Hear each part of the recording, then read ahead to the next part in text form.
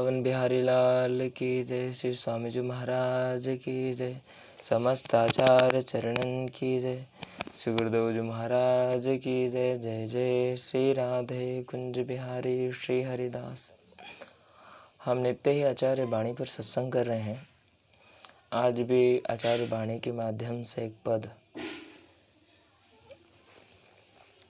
11 मासे को गुरु ताको शिष्य सब कोय, ताकि आस उपासना करे निरंतर सोए।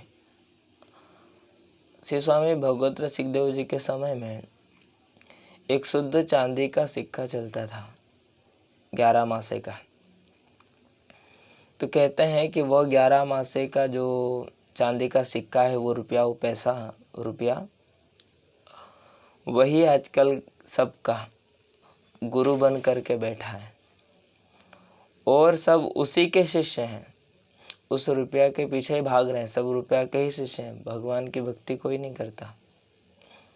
आगे कहता कि आस उपासना, कह रहे कि उसी की आशा है और उसी की उपासना करते हैं। रात दिन उसी को पैसा कमाने में ही लगे रहते हैं।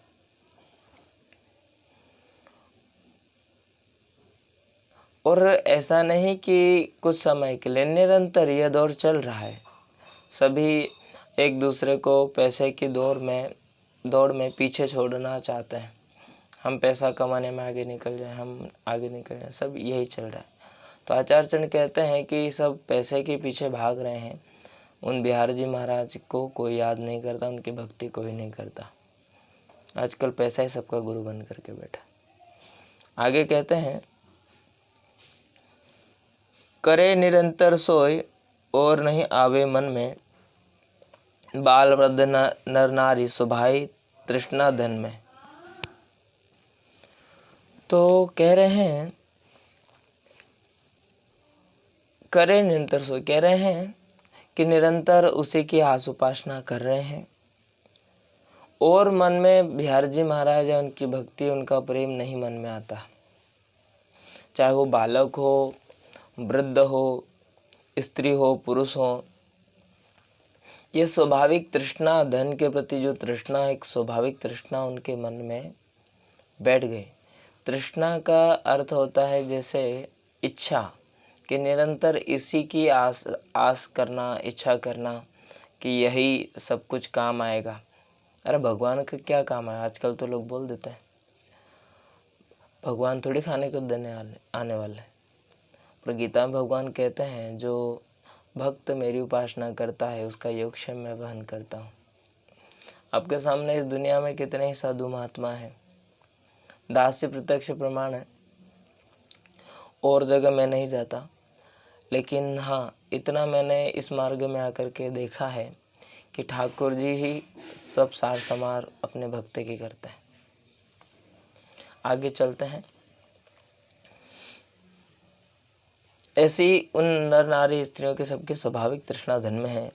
भगवत रसिक बिहाय कियो सबके उर्डेरा, गेरा कहा विरक्त मिले पावे सुख गेरा।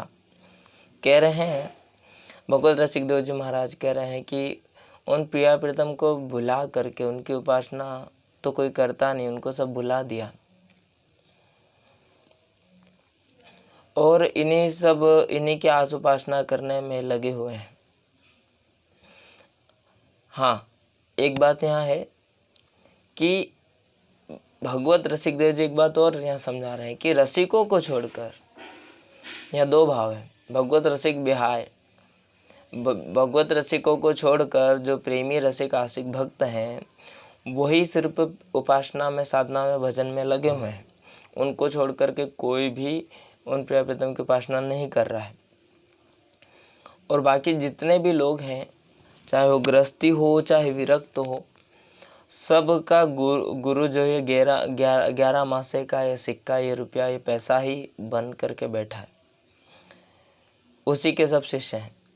क्यों सबके उडोयरा, के कह रहे हैं कि सबके हृदय में इन रुपया पैसा नहीं डेरा कर करके बैठा हुआ है, उन भगवान की कोई उपासना नहीं करते।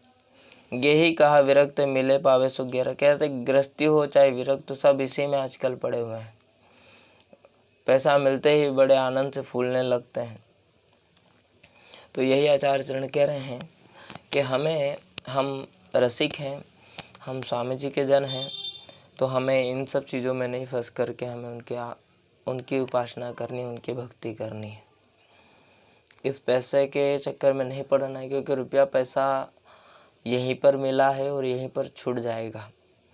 वो अपने कर्म की जो संपत्ति है या भक्ति है या प्रेम है हृदय में, वो सब आगे आपको काम आ करके